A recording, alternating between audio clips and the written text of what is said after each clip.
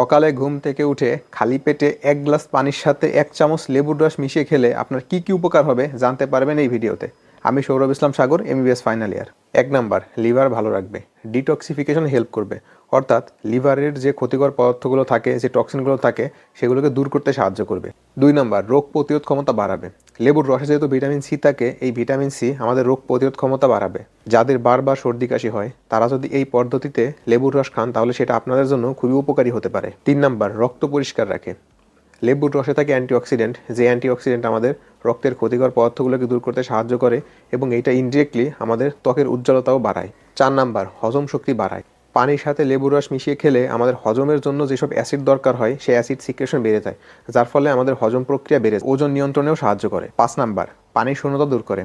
ঘুম থেকে ওঠার পর আমাদের শরীর ডিহাইড্রেটেড থাকে, আমরা দীর্ঘ সময় ধরে কোনো পানি খাই না। সেই সময় যদি আপনি পানির সাথে লেবুর রস মিশিয়ে খান তাহলে সেইটা আপনার পানির শূন্যতা দূর করতে সাহায্য করবে। তবে খালি পেটে খেলে যাদের গ্যাস্ট্রিকের সমস্যা হয় বা অ্যাসিডিটি বেড়ে যায় তাদের না খাওয়াই ভালো। ভিডিওটা ভালো লাগলে শেয়ার করে দিবেন, আমার আইডিতে ফলো দিয়ে রাখবেন।